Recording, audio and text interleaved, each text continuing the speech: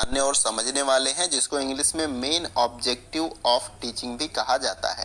तो इस टॉपिक को या एक छोटे से टॉपिक को हम बहुत ही अच्छे तरीके से समझने का प्रयास करेंगे, बेसिकली जानने का प्रयास करेंगे कि शिक्षण के प्रमुख उद्देश्य क्या हैं। तो वीडियो को स्टार्टिंग से लेके एंड तक देखिएगा, ताकि इसके बीच में जो कुछ भी आपको समझाया जाए, बताया जाए, अच्छे तरीके से समझ में आ जाए। चलिए वीडियो को स्टार्ट करते हैं।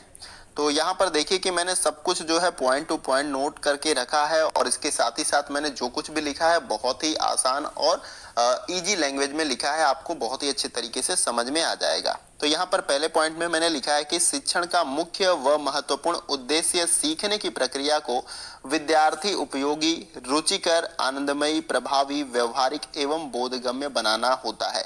तो जो बेसिकली मुख्य उद्देश्य होता है आपके शिक्षण का, वो विद्यार्थियों के अंदर सीखने की प्रक्रिया को उपयोगी, रुचिकर, आनंदमयी, प्रभावी, व्यवहारिक और बोधगम्य बनाना होता है। उपयोगी का मतलब कि जो कुछ भी आप पढ़ा रहे हैं विद्यार्थियों को, वो उनके उपयोगी हो, जिसका वो इस्तेमाल अपनी जिंदगी में कर सके।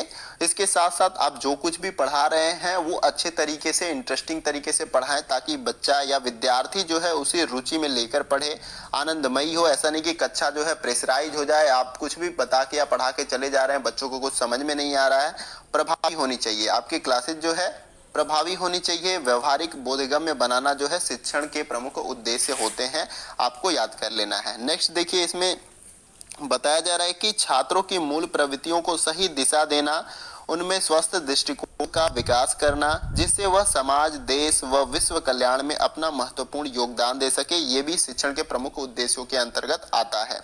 मूल प्रवृत्तियों का मतलब जो भी उनकी जिज्ञासा है उनको शांत करना, उसके बारे में बताना, और उनको सही दिशा देना, यानी कि किस दिशा में वो कार्य कर सकते हैं उनको गाइड करना भी जो है शिक्षण का उद्देश्य होता है।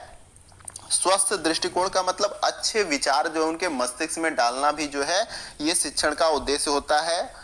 और इसके साथ साथ वो जो है उनका विकास करना, जिससे कि वह समाज, देश और विश्व कल्याण में अपने जो है महत्वपूर्ण योगदान दे सके। महत्वपूर्ण योगदान का मतलब कि बहुत सारे विद्यार्थी अलग अलग डिपार्टमेंट से आते हैं, अलग अलग जो है कोर्सेज के, जैसे कि कोई इंजीनियरिंग कर रहा है, कोई साइंटिस्ट है, कोई डॉक्टर है, तो कहीं ना कहीं ये अपने पेशे के अंतर्गत अलग अलग क्षेत्रों में जो है देश हित में कार्य करते हैं। डॉक्टर जो है मरीजों को सही करता है तो वो भी देश हित में कार्य करता है। इंजीनियर कोई नया इनोवेशन करता है तो वो भी कहीं ना कहीं देश या विश्व के कल्याण में अपना योगदान देता है।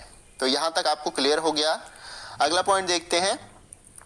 देखिए, अगला जो पॉइंट हमारा है कि शिक्षार्थियों को जीवन उपयोगी ज्ञान प्रदान करके उनके व्यक्तित्व, क्षमताओं एवं योग्यताओं तथा कुशलताओं का अधिकतम विकास करना शिक्षण का उद्देश्य होता है।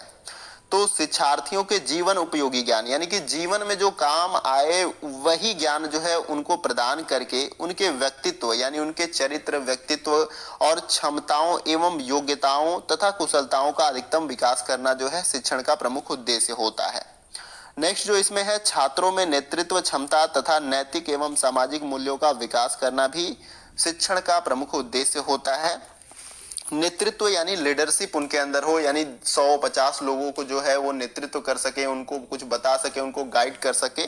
तो इन क्षमता का भी विकास करना शिक्षण का उद्देश्य होता है। नैतिक एवं सामाजिक मूल्यों का, उनके अंदर नैतिक यानी कि किसी जैसे समाज में कैसे रहना, उठना बैठना, इन सभी का जो है उनको ज्ञान देना, ये सभी आपके शिक्षण के उद्देश्य के अंतर्गत आते हैं। और नेक्स्ट पॉइंट है इसमें, शिक्षार्थियों को सिखाने के लिए प्रोत्साहित करना, जिससे वे पढ़े एवं अन्य कार्यों में रुचि ले सके। यानी किसी भी शिक्षार्थी को सीखने के लिए आप सभी को उनको प्रोत्साहित करना पड़ेगा, प्रेरित करना पड़ेगा, जिससे कि वो पढ़े और अन्य कार्यों में रुचि ले। नेक्स्ट जो हमारा इसमें पॉइंट होगा वो है आपका छात्रों में आत्मविश्वास की भावना जागृत करना। अगर उनमें आत्मविश्वास नहीं रहेगा तो वो क्लास में अच्छे तरीके से पढ़ेंगे नहीं, वो थोड़े से डगमगाएंगे। तो ये भी जो है शिक्षण के प्रमुख उद्देश्यों के अंतर्गत आता है। नेक्स्ट जो है, छात्रों को स्वास्थ्य, स्वच्छता एवं अपने परिवेश के प्रति जागरूक बनाना, यानी कि उनके आसपास जो भी इन्वायरमेंट है उनके बारे में भी नॉलेज उनको देना बहुत ही आवश्यक है। चाहे पेड़ पौधे हैं, चाहे हमारा एटमॉस्फेयर है, तो इनको वो अच्छे तरीके से समझेंगे, तभी जो है उनके साथ जो है इंगेज हो सकते हैं। अगला जो पॉइंट है इसमें छात्र छात्राओं को सक्रिय रखना एवं उनके रचनात्मक दृष्टिकोण का विकास करना शिक्षण का प्रमुख उद्देश्य होता है। रचनात्मक दृष्टिकोण का मतलब क्रिएटिव थिंकिंग। क्रिएटिव थिंकिंग का मतलब कि चाहे आप किसी भी अलग अलग सेक्शन से बिलोंग करते हो विद्यार्थी हो, चाहे इंजीनियरिंग के विद्यार्थी हो, डॉक्टर के यानी मेडिकल लाइन के विद्यार्थी हों, इसके साथ साथ आप टीचिंग के विद्यार्थी हों, तो आप उन क्षेत्रों में जो है क्रिएटिव थिंकिंग रखेंगे तभी जो है आप जो है कुछ न कुछ न्यू इनोवेशन दे सकते हैं। तो यहाँ पर ये भी जो है शिक्षण के प्रमुख उद्देश्यों के अंतर्गत आता है। इसके साथ ही साथ मैं आपको नेक्स्ट वीडियो में जो है 2 वर्गीकरण के बारे में बताऊंगा।